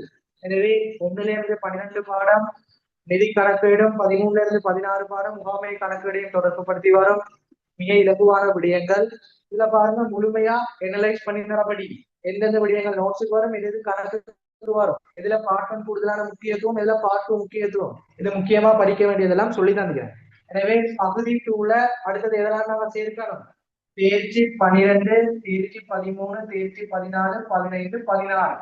இந்த சகல பாட பரப்புகளும் உங்களுக்கு பகுதி 2 அதுல புள்ளிகளை பெற்றுக்கொள்ள முக்கியமானது. தற்பொழுதே ரெடியாகி கொள்ளுங்க. தேர்ச்சி 2, 4, 6, 7, 8, 9, 10. அதே போல 12, 13, 14, 15, 16 கணக்கீட்டு சமன்பாடு, மூலையீடுகள், தனியுடைமை வணிகம் போன்ற நிதி கூற்றுக்கள சீராக்கம், உற்பத்தி கிரைய கூற்று, சந்தா கணக்கு, பங்குடைமை நிதி கூற்றுக்கள், கம்பெனி நிதி கூற்றுக்கள், கணக்கீட்டு வீதம், முகாமை கணக்கீடு, எல்லை கிரியவியல், முதலீட்டு தீர்மானம் இது எல்லாத்துலயும் இருந்தும் பகுதி 2ல வினாக்கள் போடுவார். மற்றபடி இந்த 14 தேர்ச்சி, இந்த 14 தேர்ச்சியில இருந்தும் நோட்ஸ் வினாக்கள் வரும். அதே போல உங்களுக்கு நோட்ஸ் மட்டும் வரக்கூடிய மேலதிகமா நாங்க என்ன எட் பண்ணணும், தேர்ச்சி 11 இந்த 4 பாடங்களும் உங்களுக்கு நோட்ஸ் மட்டும்தான் வரும். கணக்கீட்டு அறிமுகம், இரட்டை பதிவு, இரட்டை விலை விதி, கணக்கீட்டு எண்ணக்கரு, கணக்கீட்டு எண்ணக்கரு சட்டமும் நியமம், சால விடயங்களும் இது நோட்ஸ் மட்டும் வரக்கூடியது. இது பார்ட் 2ல மட்டும் வரக்கூடியது. 16 தேர்ச்சிகள்ல இருந்தும் பார்ட் 1ல வரும். தெளிவான முறையில விளங்கி கொள்ளும். சரியா? எனவே சகல மாணவர்களும் இது எல்லாத்தையும் தெளிவான முறையில் நோட் பண்ணிக்கொள்ளுங்க. இதுதான் அவங்களோட பாடத்திட்டம், சிலபஸ்ன்னு சொல்லுவோம். 16 பாடங்கள்.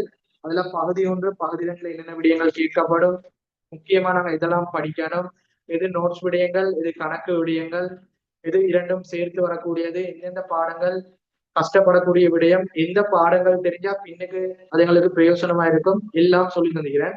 எனவே எல்லாரும் தெளிவான முறையில உங்களோட டியூப்ல பாடங்கள் எழுதி கொள்ளுங்க. சைட்ல நோட்ஸா, கணக்கு விடயங்களா, பகுதி 1, பகுதி 2 எல்லாத்தையும் தெளிவான முறையில குறிச்சு வச்சுக்கொள்ளுங்க. இதை முடிச்சுட்டு நாங்க உங்களோட பேப்பர் ஸ்ட்ரக்சருக்கு போவோம். 2028ல நீங்க ஃபைனல் பேப்பர் எழுதுவீங்க. இந்த ஃபைனல் பேப்பர் ஸ்ட்ரக்சரை சொல்லிதான் சரியா. அடுத்த விடயம் நீங்க கேட்கலாம், ஃபர்ஸ்ட் இயருக்கு மட்டும் தேர்ட் டைம் வரைக்கும் சொல்லிக்கிறீங்க, அடுத்தது 4ஆம் 5ஆம் 6ஆம் தவணை சொல்லுங்க, அதையும் சொல்லிதான் 11வது பாடம் 12வது பாடம் ரெண்டையும் சேர்த்து உங்களுக்கு 4ஆம் தவணை 4th டேம் வரும். அதாவது முதல் 12 பாடங்களை உள்ளடக்கி 4th டேம் எக்ஸாம் வரும். அடுத்தது 13 14 இந்த 2 பாடங்களை சேர்த்து 5th டேம், அதாவது முதல் 14 பாடங்களை உள்ளடக்கி 5ஆம் தவணை. அடுத்து இந்த இறுதி 2 பாடங்களை சேர்த்து 6ஆம் 6th டேம் வரும். அதாவது 16 பாடங்களை உள்ளடக்கி 6ஆம் தவணை பரீட்சை வரும். இப்ப முதல் 4 பாடங்கள் 1ஆம் தவணை, முதல் 6 பாடங்கள் 2ஆம் தவணை, முதல் 10 பாடங்கள் 3ஆம் தவணை, முதல் 12 பாடங்கள் 4ஆம் தவணை, 14 பாடங்கள் 5ஆம் தவணை, முழுமையா சிலபஸ் 16 பாடங்களை உள்ளடக்கி 6ஆம் தவணை உங்களோட ஃபைனல் எக்ஸாம் வரும். சரியா, எல்லாம் நோட் பண்ணிக்கொள்ளுங்க. அடுத்து நாங்க பேப்பர் ஸ்ட்ரக்சருக்கு போவோம். அவரோட இறுதி ஃபைனல் பேப்பர் எப்படி வரும் அதுவும் நாங்க தெரிஞ்சு கொண்டாதான் கணக்கீடு படிக்கிறதுக்கு முன்னுக்கு பேப்பர் ஸ்ட்ரக்சரும் தெரிஞ்சு கொள்ளணும். அப்படி தெரிஞ்சிருந்தா தான் எப்படி நாங்க படிக்கிறது அந்த ஐடியா எடுத்துக்கொள்ளணும். சரியா, எனவே எல்லாரும் இதை நோட் பண்ணுங்க. அடுத்தது நாங்க பேப்பர் ஸ்ட்ரக்சருக்கு போவோம்.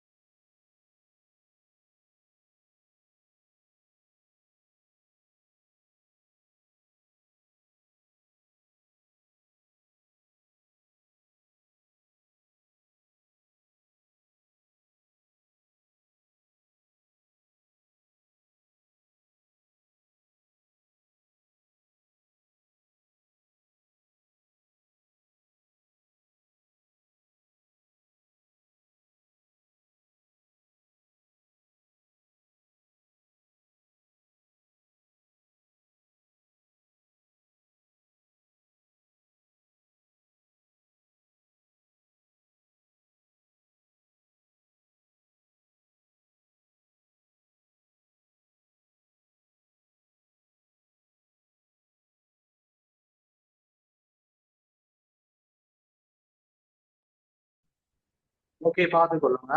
அடுத்தது நாங்க பார்க்கக்கூடிய விடயம் உங்களுக்கு ஃபைனல் பேப்பர் உங்களோட பேப்பர் ஸ்ட்ரக்சருக்கு போகும். வினாத்தாள் கட்டமைப்பு. நீங்க முழுமையா இந்த 14 பாடங்களையும் தெளிவான முறையில படிக்கிறீங்க. நீங்க படிச்சு முடிச்ச பிறகு நீங்க எங்க போவீங்க, பரீட்சை எழுதணும். உங்களோட ஃபைனல் பேப்பரை நீங்க முகம் கொடுக்கணும். இந்த ஃபைனல் பேப்பரை செஞ்சாதான் உங்களுக்கு ரிசல்ட் என்னன்னு பார்க்கலாம். அதான் உங்களோட நோக்கம். சரியா, 2 வருடம் படிக்க போறீங்க. முழுமையா நான் சொல்லி தந்த மாதிரி 16 பாடங்களையும் படிச்சீங்கன்னா இதுல நீங்க ஃபைனல் எக்ஸாமுக்கு போகணும். அப்படி எக்ஸாமுக்கு போகக்கூடிய மாணவர்கள் கட்டாயம் தெரிந்து கொள்ள வேண்டியது உங்களோட ஃபைனல் பேப்பர் ஸ்ட்ரக்சர். எனவே இந்த ஸ்ட்ரக்சரை நாங்க இப்ப பார்த்து கொள்வோம். சரியா, எனவே உங்களுக்கு டியூட்ல சாத விடயங்களும் தரப்பட்டிருக்குது. அதுல நீங்க எழுதி கொண்டா சரி. எனவே டியூட்ல கீழே பாருங்க பேப்பர் ஸ்ட்ரக்சர்னு போடப்பட்டிருக்கு. 2028 ஃபைனல் பேப்பர் இறுதி வினாத்தாள் கட்டமைப்பு தரப்பட்டிருக்கு. அதுல பாருங்க வினாத்தாள் கட்டமைப்பு பேப்பர் ஸ்ட்ரக்சர்னு சொல்லுங்க. இதுல உங்களுக்கு வினாத்தாள் கட்டமைப்பு சொல்லித்தாரது ஃபைனல் பேப்பர். அதை தெளிவா விளங்கிக்கணும். உங்களுக்கு கிளாஸ்ல ஒவ்வொரு டேமுக்குமான ஸ்ட்ரக்சர் எல்லாம் சொல்லி தருவேன். நான் முதலாவது பாடத்துல இருந்து ஆரம்பிச்சு படிப்போமே, அப்ப உங்களுக்கு ஒவ்வொரு டைம் சொல்லி தருவேன். இது உங்களுக்கு பார்க்கக்கூடியது 2028ல ஃபைனல் பேப்பர்ல ஸ்ட்ரக்சர் பார்க்க போறோம். சரியா? இப்ப எல்லாருக்கும் தெரியும் பேப்பர் வந்து பேப்பர் பாருங்க உங்களுக்கு 2 விடயங்கள் வரும் பொதுவாக. பகுதி 1 முதலாவது பார்ட் 1 விடயம் வரும். அதே போல பகுதி 2 பார்ட் 2 வரும். சரியா? இப்ப பகுதி 1ல என்னென்ன விடயங்கள் உள்ளடக்கப்படும், அதுல நாங்க என்னென்ன பாட விடயங்களை படிக்கணும், எப்படி வினாக்கள் வரும் எல்லாம் பூரணமா சொல்லி தர போறேன். அதே போல பகுதி 2ம் சொல்லி தர போறேன். இந்த பகுதி 1 பகுதி 2 இந்த ரெண்டையும் சேர்த்து உங்களுக்கு மொத்தமா 100 புள்ளிகள் வழங்கப்படும். இதுல என்னென்ன நோக்கம் என்ன, 80க்கு மேல ஸ்கோர் பண்றது, A புள்ளியை பெற்றுக்கொள்வது. எனவே பார்ட் 1 இந்த பார்ட் 1 பொறுத்த மட்டும் உங்களுக்கு 50 வினாக்கள் காணப்படும். சரியா? 50 வினாக்கள், ஒரு வினாக்கு 1 புள்ளிகள் வீதம், உங்களுக்கு 50 புள்ளிகள் தரப்படும். இது தெளிவான முறையில விளங்கிக் கொள்ளும். 50 வினாக்கள் 50 புள்ளி. அப்ப பார்ட் 1ல உங்களுக்கு 50 மார்க்ஸ். சரியா? இந்த பார்ட் 1 பொறுத்த மட்டும் உங்களுக்கு 2ஆ நாங்க வகைப்படுத்தி பார்க்கணும். முதலாவது பல் தேர்வு வினா MCQன்னு சொல்லுவோம். நீங்க எங்கேயும் இப்படி படிக்க மாட்டீங்க. இது ஓப்பனா சொல்றேன். MCQன்னு சொல்லுவோம், பல் தேர்வு வினா. அடுத்தது கட்டமைப்பு வினா. இந்த கட்டமைப்பு வினாக்கள்லையும் பல முறைகள்ல வினாக்கள் வரும். எல்லாம் தெளிவா சொல்லி தர போறோம். சரியா? இப்ப நீங்க பிசிக்கலா பேசும் இந்த முறையில உங்களுக்கு எல்லாம் சொல்லி தந்திக்கிறாங்களா? அது நீங்க கமெண்ட்ஸ்ல போட்டுக்கொள்ளுங்க. சகல மாணவர்கள் உண்மையை போட்டுக்கொள்ளுங்க. நீங்க பிசிக்கலா படிக்கலாம், அல்லது 2028 கணக்கீடு ஆரம்பிச்சு நீங்க 1 மாதமோ 2 மாதமோ படிச்சுக்கலாம். ஆனா இப்படி நீங்க டீப்பா விளக்கமான முறையில தெளிவா எல்லாம் சொல்லி தராங்களா, படிச்சீங்களா இல்லையாண்டு கமெண்ட்ஸ்ல போட்டுக்கொள்ளுங்க. சரியா? எனவே பகுதி 1 பகுதி 2 பேப்பர் 1ல மொத்தம் 50 வினாக்கள் வரும். ஒரு வினாக்கு 1 புள்ளி, மொத்தம் 50 புள்ளி. இந்த பேப்பர் 1 நாங்க 2ஆ உடைக்கிறோம். பல் தேர்வு வினா MCQன்னு சொல்லுவோம். அடுத்து கட்டமைப்பு. இந்த பல் தேர்வு வினா மொத்தம் 30 வினாக்களை உள்ளடக்கியது. அதாவது முதலாவது வினாவில் இருந்து 30 வினாக்கள் பல் தேர்வு வினா MCQவாக வரும். அதாவது உங்களுக்கு சிம்பிளா சொல்றதுன்னா அண்டர்லைன் பண்ணக்கூடியது, கோட் அடிக்கிற வினான்னு சொல்லுவாங்க. கோட் அடிக்கிறது மட்டும் இல்ல, பிராக்கெட்ல எத்தனாவது ஆன்சர் போடணும். அப்படி போட்டாதான் உங்களுக்கு ஃபைனல்ல புள்ளிகளை பெற்றுக் கொள்ளலாம். உங்களுக்கு ஓ லெவலா இருக்கலாம், அல்லது சிறிய தரத்துல படிச்சுப்பீங்க, கோட் அடிச்சுப்பீங்க, அல்லது பிராக்கெட்ல ஆன்சர் போட்டிக்க மாட்டேப்பீங்க. கோட் அடிச்சு வச்சிருந்தாலும் மார்க்ஸ் போட்டு ரைட் போட்டு புள்ளிகள் தருவாங்க. ஆனால் ஃபைனல் பேப்பர்ல இந்த 30 வினாக்களுக்கும் சரியான ஆன்சரை தெரிவு செஞ்சுக்கிறீங்க, கோட் அடிச்சுக்கிறீங்க. ஆனா புள்ளி கோடு பிராக்கெட்ல போட இல்லைண்டா உங்களுக்கு 30 புள்ளிகளும் கிடைக்காது, நீங்க சரியா செய்திருந்தா. எனவே கவனத்துல எடுத்துக்கொள்ளணும். இது MCQடா பல் தேர்வு வினா. உங்களுக்கு ஆன்சர் தருவாங்க, கேள்விகளை வாசிச்சு டிக் பண்ணணும், பிராக்கெட்ல ஆன்சரை போடணும். சரியா? பல் தேர்வு வினா. அப்ப முதல் 30 வினாக்களை உள்ளடக்கியது, அது நோட் பண்ணி கொள்ளணும். கட்டாயம் புள்ளி கோட்டுல உங்களோட ஆன்சரை எழுதி காட்டணும். சரியா? இந்த முதல் 30 கேள்விகளும் எப்படி வரும்னா 14 தேர்ச்சிகளையும் உள்ளடக்கி ஓர்டரா வரும். இதான் நீங்க நோட் பண்ணி வைக்கணும். அந்த பாக்ஸ் தரப்படிக்கு டியூப்ல தேவையான விடயங்களை குறிப்பிடுத்து வச்சுக்கொள்ளணும். 30 வினாக்கள் MCQ பிராக்கெட்ல போட்டுக்கொள்ளணும். அடுத்தது முதல் 16 தேர்ச்சிகளும் ஓர்டரா வரும். கணக்கீட்டு அறிமுகத்திலிருந்து முதலீட்டு தீர்மானம் வரைக்கும் ஓர்டரா வினாக்கள் போடப்படும். என்னென்ன விடயம் வரும்னா நோட்ஸ் விடயங்கள் இருந்து வினாக்கள் வரும். அதே போல கணக்கு விடயங்களும் வினாக்கள் வரும். ஓகேயா? இதான் அவங்களோட பார்ட் 1 பேப்பர். அப்ப பார்ட் 1ல முதல் 30 வினாக்களை இலகுவா எல்லாரும் செய்யலாம். ஏன்டா உங்களுக்கு ஆன்சர் தருவாங்க. உங்களுக்கு நோட்ஸ் கேள்வியா இருந்தாலும் கணக்கு கேள்வியா இருந்தாலும் ஆன்சர் தருவாங்க, தெரியாட்டியும் சும்மா அண்டர்லைன் பண்ணி பிராக்கெட்ல போட்டு வரலாம். எனவே இது இலகுவான முறையில எல்லாரும் விடையளிக்கக்கூடிய வினாவாக காணப்படும். சரியா? பல்வேறு வினா 1 தொடக்கம் 30. இது நாங்க கட்டாயம் தெரிவு செய்து பிராக்கெட்ல ஆன்சரை போடணும். முதல் 16 தேர்ச்சிகளும் இந்த 30 கேள்வியில வரும், ஓர்டரா வரும். சரியா? ஆன்சர் தரப்படும். உங்களுக்கு நோட்ஸ் கேள்விகளும் வரும், கணக்கு விடயங்களும் வரும். எழுதி கொள்ளுங்க.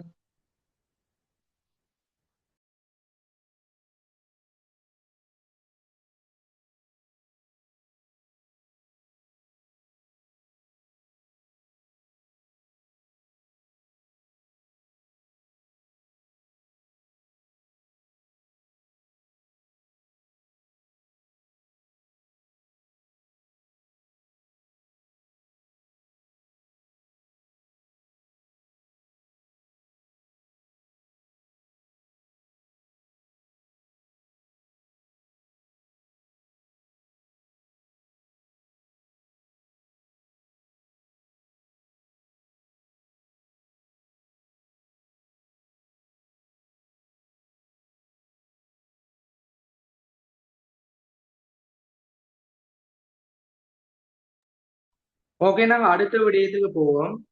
கட்டமைப்பு வினா. இந்த கட்டமைப்பு வினான்னு சொல்றது 31 இருந்து 50 வரையான வினாக்கள், அதாவது 20 வினாக்களை உள்ளடக்கியது கட்டமைப்பு வினான்னு சொல்லுவோம். இது பார்த்தோம்னு சொன்னா உங்களுக்கு எம்சிக்யூவை விட இது கொஞ்சம் டஃப்பாக காணப்படும். அது என்னத்துக்கு நாங்க கஷ்டமா வருது அப்படின்னா, உங்களுக்கு ஆன்சர் தர மாட்டாங்க. நாங்க தான் ஆன்சர், சரியான ஆன்சரை எழுதணும். இது உங்களுக்கு நோட்ஸ் விடயங்களும் வரும், அதே போல கணக்கு விடயங்களும் வரும். எதா இருந்தாலும் நாங்க தான் சரியான ஆன்சரை எழுதணும். இதுல பாருங்க, உங்களுக்கு 4 முறைகள்ல வினாக்கள் வரும். 4 முறைகள். முதலாவது கூற்று கேள்வி வரும். முதலாவது என்ன? கூற்று கேள்வி, ஸ்டேட்மெண்ட் கொஸ்டின் வரும். அதாவது சரியா பிழையா, அல்லது உண்மையா பொய்யா, அல்லது அதிகரிக்குமா குறையுமா, அல்லது மாற்றம் இல்லை. இப்படி உங்களுக்கு முதலாவது கூற்று கேள்வி வரும். வினாக்கள் தரப்பட்டு அதிகரிக்குமா குறையுமா, உண்மையா பொய்யா, சரியா பிழையாண்டு கேட்கப்படும். இது கூற்று கேள்வி.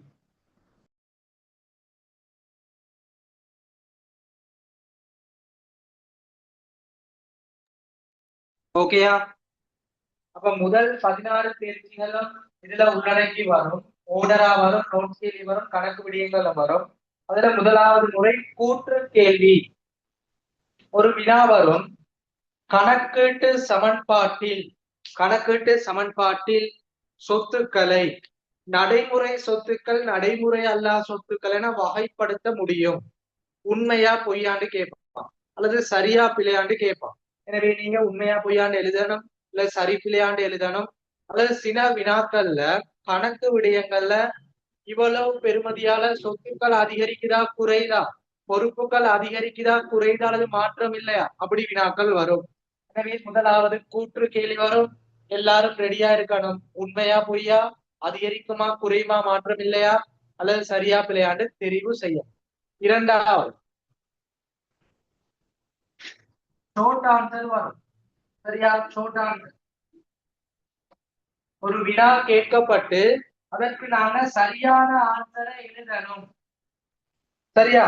Short answer. உதாரணமா, கணக்கீட்டு எண்ணக்கருக்களில் வரலாற்றுக்கிரைய எண்ணக்கரு பின்பற்றப்படாத சந்தர்ப்பம், அல்லது சொத்துக்களின் பண்புகள் அல்லது தர ரீதியான பண்புகள்ல விருத்தி செய்யக்கூடிய பண்புகள் என்ன, இப்படி ஷார்ட் ஆன்சர் எழுதணும். நோட்ஸ் விடயத்துல வரும். அப்ப கேட்டாங்க கட்டாயம் அந்த இடைவெளியில ஆன்சரை எழுதணும். அப்படி எழுதினாதான் புள்ளிகள் கிடைக்கும். சரியா? அப்ப முதலாவது கூற்று கேள்வி, இரண்டாவது ஷார்ட் ஆன்சர் வரும். அடுத்து மூன்றாவது பாருங்க, ஸ்ட்ரக்சர் வினா வரும். பிசினஸ் ஸ்டடீஸ்ல வர மாதிரி ஸ்ட்ரக்சர், உங்களுக்கு இன்னும் ஒரு சொற்கள் தரப்பட்டு ஒரு சென்டென்ஸ் தரப்பட்டு அதை பூரணப்படுத்துற ஸ்ட்ரக்சர் வினா வரும். சொத்துக்கள் என்பது நிறுவனத்தினால் கட்டுப்படுத்தக்கூடியதும், அடுத்தது கடந்த கால கொடுக்கல் வாங்கல் நிகழ்வுகளால் உருவானதுமான டேஸ் ஆகும். அதுல என்ன சொல் வருமோ அதை எழுதி காட்டணும். சரியா? இது மூன்றாவது முறை. இப்ப முதலாவது கூற்று கேள்வி, இரண்டாவது ஷோர்ட் ஆன்சர், அடுத்தது ஸ்ட்ரக்சர் கட்டமைப்பு வினா வரும், அதுல சரியான சொல் எழுத. அடுத்து நான்காவது கணக்கு விடயங்கள் வரும். வினாக்கள் கேட்டு சரியான ஆன்சரை கேட்பான். சொத்துட பெருமதி என்ன, பொறுப்புகள பெருமதி என்ன, பேரிய லாபம் எவ்வளவு, பேரிய நட்டம் எவ்வளவு, இப்படி கணக்கீட்டு விடயம் கேட்பான். இப்படி 4 முறைகள்ல இந்த 20 வினாக்களும் வரும். இப்ப இந்த இறுதியா வரக்கூடிய அந்த 20 வினாவும் கொஞ்சம் டஃப்பானது. நீங்க பார்ட் பண்ண 30 வினாக்களை இலகுவா செய்யலாம். ஆனா இந்த 20 வினா 4 முறைகள்ல வரும். இந்த 4 முறைகளுக்கும் நாங்க ரெடியா இருக்கணும். 16 தேர்ச்சிகளும் உள்ளடக்கி வரும். அப்படி எல்லாத்துக்கும் நாங்க ரெடியா இருந்தா மட்டும்தான் இந்த 20க்கும் நாங்க புள்ளிகளை பெற்றுக் கொள்ளலாம். சரியா? அப்ப சும்மா நாங்க 2 வருஷம் படிக்கிறது இல்ல. ஒரு சிறந்த ஆசிரியர்கிட்ட படிச்சாதான் உங்களுக்கு பூரணமா பார்ட் ஒன்ல ஸ்கோர் பண்ணலாம். இப்ப நாங்க வந்து பார்ட் ஒன்னுக்கு தனியா ஸ்பெஷல் கிளாஸ் போட்டு செய்யறது. Past paper, model paper, time paper, seminar, revision பாக்குறது. அப்படி நாங்க பார்ட் ஒன்னுக்கு ரெடி ஆகுனா மட்டும்தான் இப்படி பார்ட் ஒன்ல ஸ்கோர் எடுக்கலாம். சரியா? எனவே பார்ட் ஒன் 50 புள்ளிகளை உள்ளடக்கி வரும். முதல் 16 தேர்ச்சிகளையும் உள்ளடக்கி வரும் முழுமையா பாடப்பரப்பு. அதுல முதல் 30 வினாக்கள் எம்சிக்யூ பல்தேர்வுன்னு சொல்லுவோம். ஆன்சர் தரப்படும், தெரிவு செய்து புள்ளிக்கோட்டுல போடணும். சரியா? மிக இலகுவானது. அடுத்தது எம்சிக்யூ முடிஞ்ச பிறகு கட்டமைப்பு வினா வரும். 20 வினாக்கள். இது கொஞ்சம் டஃபா வரும், ஆன்சர் தரப்படாது. நாங்க தான் சரியான புள்ளிகளை எழுதணும். அதுல முதலாவது கூற்று கேள்வி சரியா பிழையா, உண்மையா பொய்யா, அதிகரிக்குமா குறையுமா மாற்றம் இல்லையான்னு கொடுக்கணும். இதில் நோட்ஸும் வரும், கணக்கு விடயங்களும் வரும்.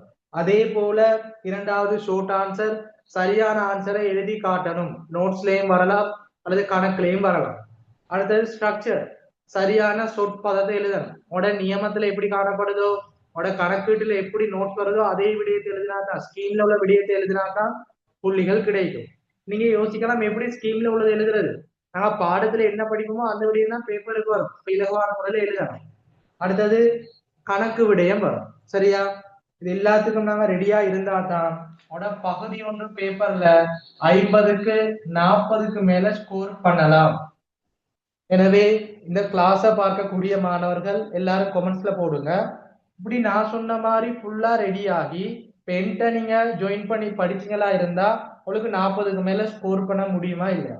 எல்லாரும் கமெண்ட்ஸ்ல போட்டுக்கொள்ளும். சரியா? அடுத்து நாங்க பாட்டு விடயத்துக்கு போவோம்.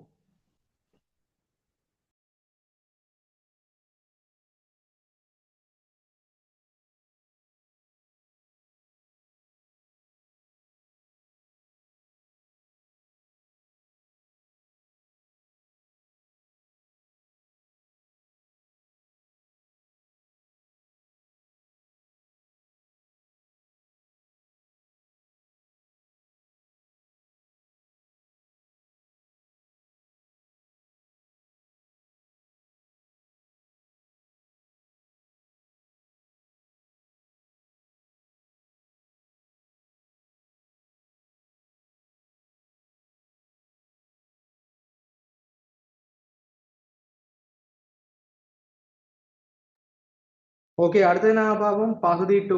உங்களோட பார்ட் 2 பேப்பரை பார்ப்போம். டியூட்ல பாருங்க.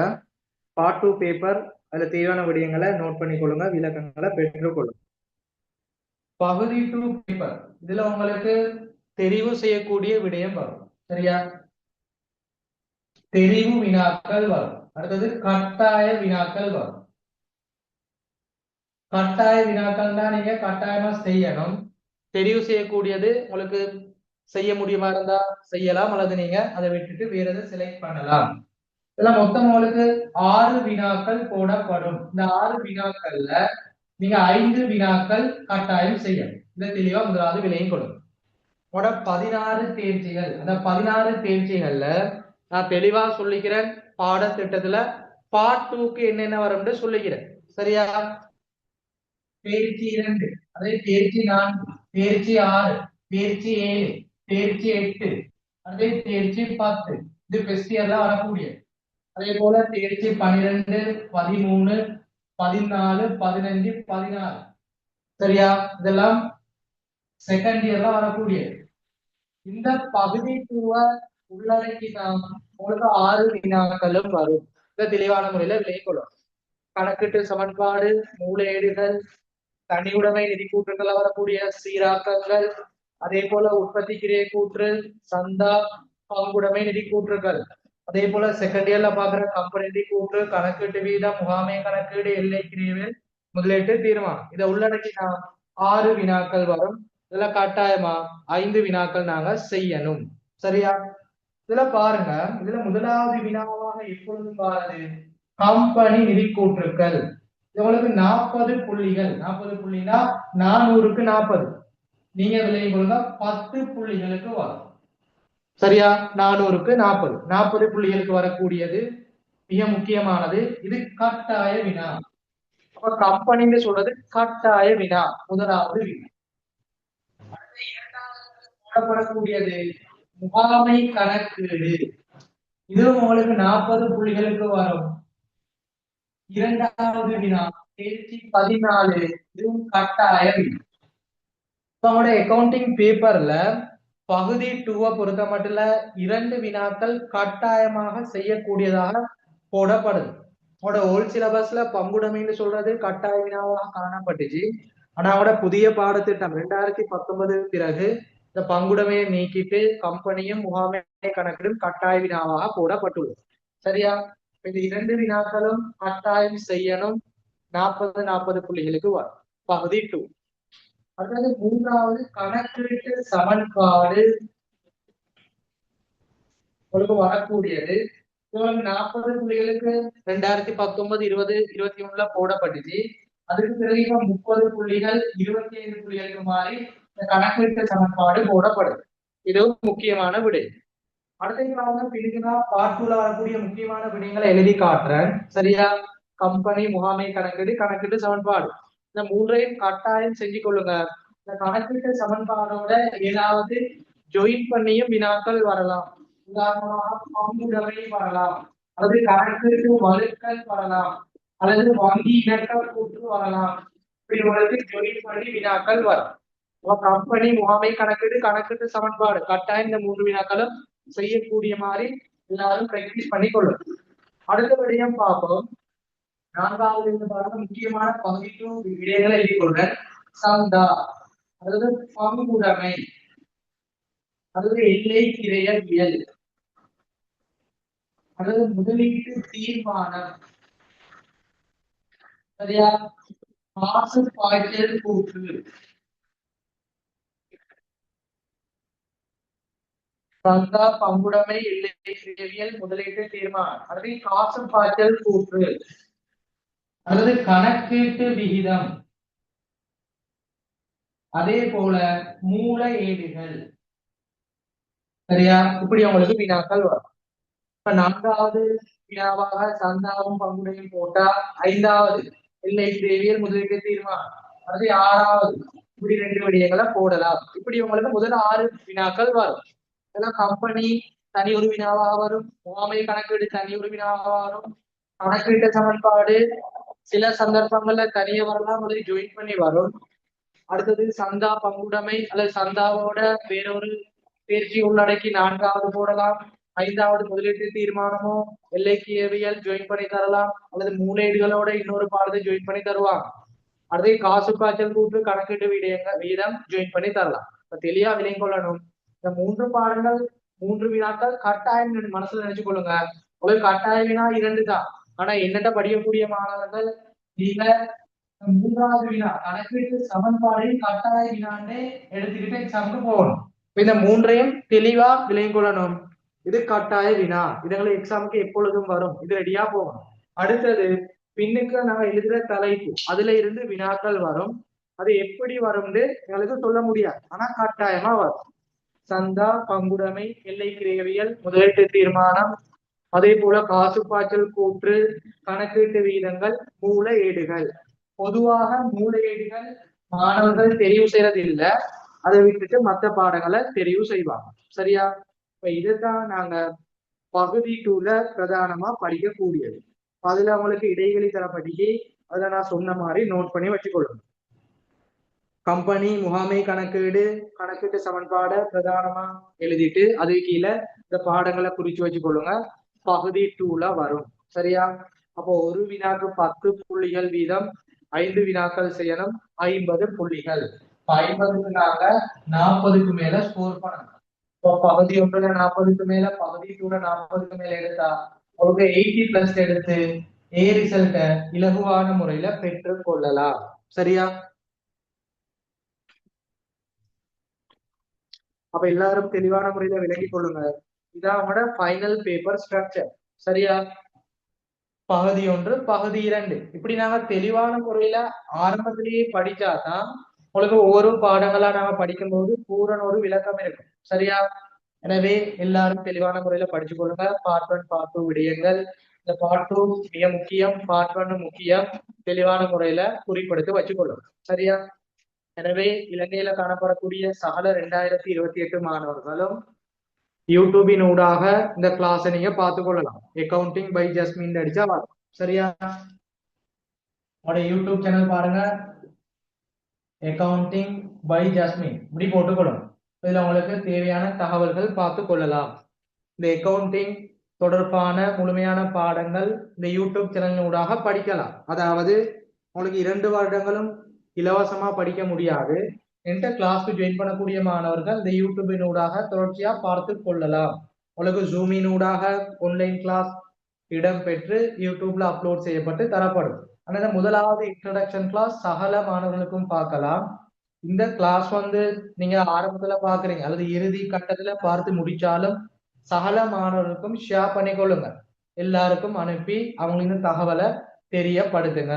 ஆனா சகல மாணவர்களும் இந்த ஆரம்ப நாலேஜ், இந்த ஆரம்ப விடயத்தை பெற்று கொண்டுதான் பாடத்துக்குள்ள போகணும். அப்படி நீங்க பாடத்துக்குள்ள போனாதான் எல்லாரும் நல்ல முறையில படிச்சு ஏ எடுக்கலாம். எனவே எல்லாரும் நல்ல முறையில படிங்க. அடுத்தது எல்லாருக்கும் ஷேர் பண்ணி கொடுங்க. சரியா? ஓகே. அப்ப நாங்க இன்ஷா அல்லாஹ் உங்களுக்கு 2028க்கு கணக்கீட்டு வகுப்பு முதலாவது தீர்த்த சந்திப்போம். பார்க்கக்கூடிய எல்லாரும் உங்களோட கருத்துக்களை கமெண்ட்ஸ்ல போட்டுக்கொள்ளுங்க.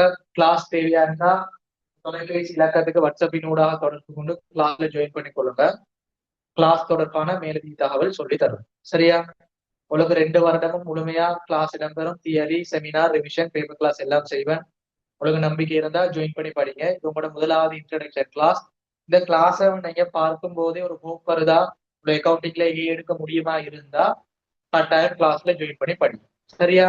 எனவே சகல மாணவர்களும் இதை பார்த்து முடித்த பிறகு உங்களோட கருத்துக்களை கட்டாயம் கமெண்ட்ஸ்ல போடுங்க. முதலாவது வகுப்பு உங்களுக்கு யூஸ்ஃபுல்லா இருந்துச்சா, கிளாஸ் தொடர்பான சகல கருத்துக்களையும் போடுங்க. நல்லதோ கெட்டதோ உங்களோட உண்மையான கருத்துக்களை போடுங்க. சரியா? இன்ஷா அல்லாஹ் நாங்க தொடர்ச்சியான முறையில 2028 மாணவர்களை சந்திப்போம். தொடர்ச்சியான முறையில அக்கவுண்டிங் தொடர்பான விடயம், மோட்டிவேஷனல் விடயம், மத்த பாடங்கள் எல்லாத்துலயும் சந்திப்போம். தேங்க்யூ. ஜிசாக் அல்லாஹ் ஹைரா. இன்ஷா அல்லாஹ் அடுத்த கிளாஸ்ல சகல மாணவர்களையும் சந்திப்போம்.